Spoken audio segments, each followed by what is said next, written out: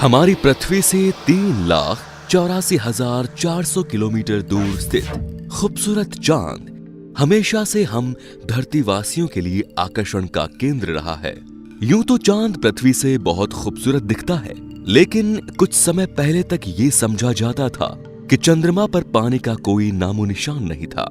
लेकिन 18 नवंबर 2008 को हुए भारतीय स्पेस एजेंसी इसरो के सर्वेक्षणों के आधार पर यह पहले ही साबित हो चुका था कि चंद्रमा की सतह पर भी पानी मौजूद है। और अभी हाल ही की ताजा रिपोर्ट के अनुसार नासा के वैज्ञानिकों ने चंद्रमा पर पानी होने की पुष्टि की है। चंद्रमा पर पानी की खोज होने के साथ ही हमारे जहन में कुछ सवालों का उठना लाजमी है, जैसे कि चंद्रमा पर पानी की खोज सबसे पहले किस देश द्वारा की गई थी और किस तरह की गई? क्या इस खोज से अंतरिक्ष के और भी रहस्य सुलझेंगे? वहां पर मौजूद पानी हम मनुष्यों के इस्तेमाल करने लायक होगा क्या? क्या चंद्रमा पर जो पानी की सतह मिली है, इससे वहां इंसानी आबादी बसाने में अब मदद मिलेगी? आखिर कितना पानी चांद की सतह पर मौजूद है? जब चांद पर धरती के समान कोई वायुमंडल ही नहीं, तो ये पानी आया कहां से? दोस्तों, इस वीडियो में हम इन्हीं सारी बातों पर चर्चा करेंगे। सबसे पहले बात करते हैं चंद्रमा पर पानी की खोज से होने वाले लाभ के बारे में। अभी हाल ही में अमेरिकी स्पेस एजेंसी नासा ने चंद्रमा की सतह पर पानी की खोज की। पानी की खोज वहां हुई है जहां पर सूरज की किरणें सीधी पड़ती हैं। इस बड़ी खोज से न केवल चंद्रमा पर भविष्य में होने वाले मिशन को बड़ी मजबूती मिलेगी, बल्कि इसका उपयोग शायद पीने के पानी के रूप में हो सकेगा और रॉकेट ईंधन के उत्पाद के लिए भी इस्तेमाल किया जा सकेगा। यदि हम वर्तमान की बात करें तो आज मानव जब अंतरिक्ष की यात्रा पर जाता है तो अपने साथ भोजन और पानी समेत सभी संसाधन लेकर उसे जाना होता है। अगर चांद पर हमें पानी मिल जाता है तो इससे अंतरिक्ष यात्रियों को बड़ी मदद मिलेगी। तब उस स्थिति में उन्हें अपने मिशन पर कम से कम यात्रा में पानी लेकर जाना होगा। वॉशिंगटन में नासा मुख्यालय में विज्ञान मिशन निदेशालय में एस्ट्रोफिजिक्स डिवीजन के निदेशक पॉल हेड्स ने कहा कि हमारे पास पहले से संकेत थे कि H2O, जिसे हम पानी के रूप में जानते हैं, वो चंद्रमा की सतह पर सूर्य की ओर मौजूद हो सकता है। अब इससे हमें जीवन की खोज के बारे में कई नई जानकारियां मिलेंगी।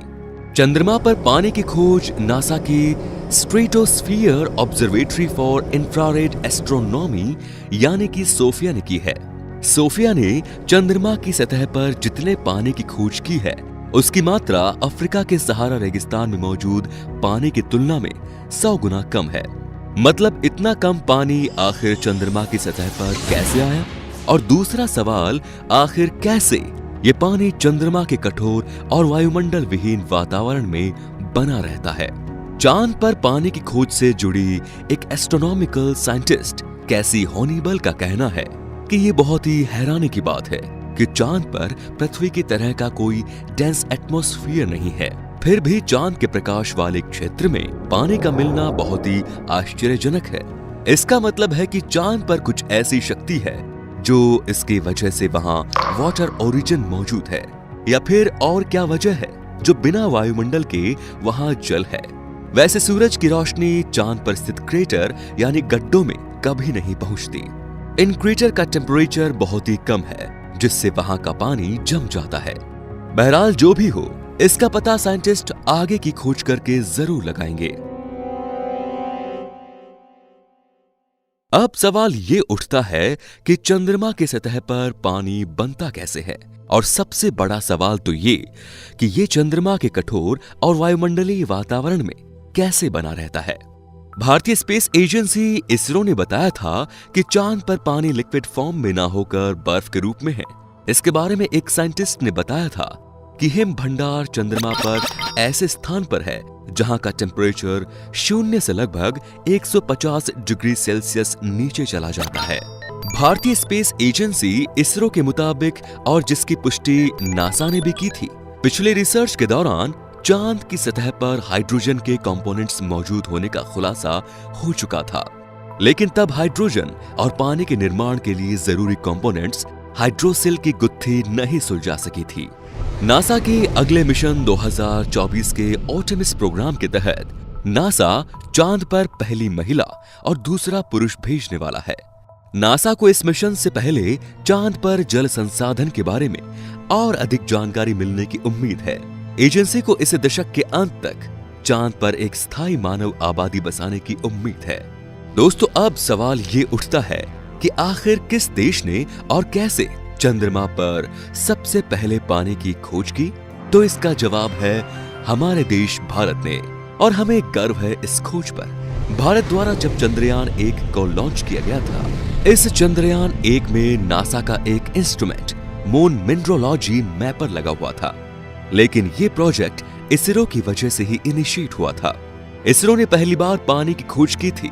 उस समय ये कंफर्म नहीं हो पाया था कि ये हाइड्रोसिल है या H2O, मतलब ऑक्सीजन का कोई मॉलिक्यूल है या वाटर, लेकिन अब ये कंफर्म हो गया है कि वो H2O ही है। इसके लिए चांद के ध्रुवीय क्षेत्र पर इसरो के वैज्ञानिकों ने 2.5 किलोमीटर प्रति सेकंड की स्पीड से चांद की सतह पर अपने स्पेस रॉकेट का एक भाग क्रैश करवाया था, जिससे 25 मीटर लंबा एक गड्ढा क्रेटर बना, जो कि 4 किलोमीटर तक गहरा था।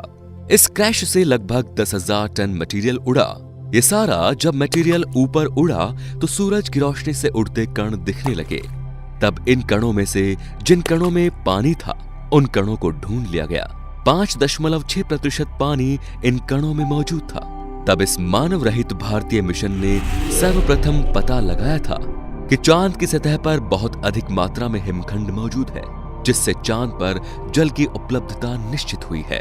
अब सोचने वाली बात यह है कि चांद की सतह का तापमान लगभग 123 डिग्री तक पहुंच जाता है, जिससे पानी भाप बनकर उड़ सकता है। फिर चांद पर पानी कैसे हो सकता है? इसीलिए भारत के इसरो ने पानी की खोज चांद के ध्रुवीय क्षेत्र में की, जहां पर सूरज की रोशनी चांद पर स्थित क्रेटर यानी गड्ढों में कभी नहीं पहुंचती। इन क्रेटर का टेम्परेचर बहुत ही कम है, जिससे वहां का पानी जम जाता है। इस खोज को आधार मानकर ही अनेक देशों की एजेंसियां भी चांद पर जल की उपलब्धता की खोज करती रही हैं, जिसमें हाल ही में स्पेस एजेंसी नासा द्वारा चांद की सतह पर जल मौजूद होने की पुष्टि की गई है। नासा ने अपनी पानी की खोज वहां की है जहां पर सूरज की सीधी किरणें पड़ती हैं। पानी का पता एक फ्लेवियस क्रेटर में लगाया गया है, जो पृथ्वी से भी दिखता है। दोस्तों, इंसानी जीवन जीने के लिए पानी एक अनिवार्य कंपोनेंट है। फिर वहां इंसानी आबादी को बसाने का इरादा कितना कारगर साबित होगा? जब तक नासा के वैज्ञानिक इन सवालों के जवाब नहीं ढूंढ लेते, तब तक ये सवाल हमारे सामने एक मिस्ट्री ही बने रहेंगे। अगर चांद पर पानी की खोज हो जाती है, तो इससे अंतरिक्ष से जुड़े कई सारे रहस्य भी उजागर होने के साथ ही चांद पर जीवन की कल्पना साकार रूप ले सकती है। धन्यवाद।